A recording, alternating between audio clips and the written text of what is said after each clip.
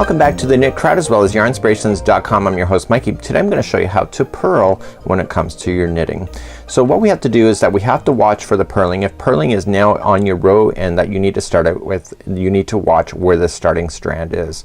So in knit it was in behind just like this, but in purl it's in the front like this.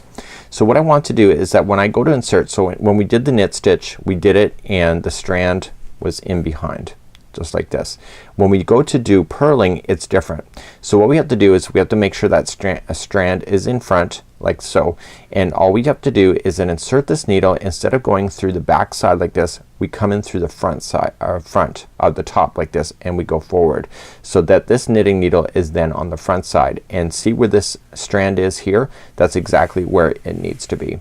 So you have to continually watch for that as you go. So I'm just resetting the yarn into my hands just like so, making sure that the yarn is in front just like that.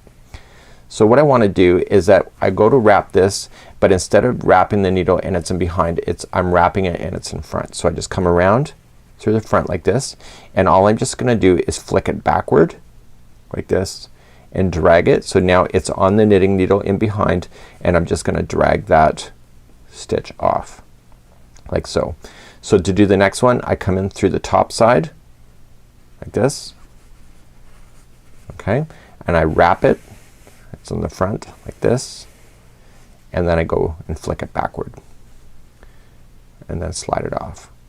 So okay, so I go in through the front, I wrap, and then I flick it back. So I just gotta slide up everything here, and then I keep on going. So just turn into the top and wrap like this. Now if you did purling back and forth on your stitches as you go back and forth in the rows, you'll have the same look of doing the garter stitch, because the fact is that you're kind of doing the opposite to what you did with the knit stitch if you did back and forth using the same stitch.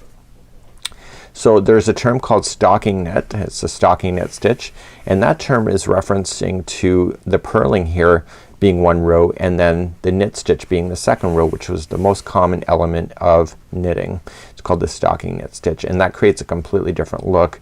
And if you look at a pair of socks, for example, the way that it's done up on your feet, you'll notice that that is the stocking knit stitch, and really it's most preferred as well.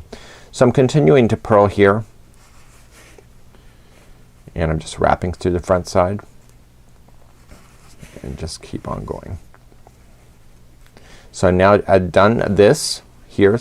So let's just say I'm gonna purl again. So let's just turn our knitting needles, and again, so do you remember what you have to do? So you have to keep this strand in front like so, and so when you go to do this you make sure that that yarn is in front, and you come in through the top side.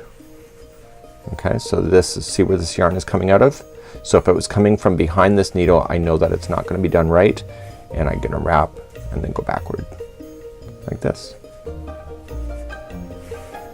Okay, so this is purling, and in the next tutorial what I'm gonna do is teach the stocking knit, which is a combination of purling and the knit stitch to give you the stocking knit look.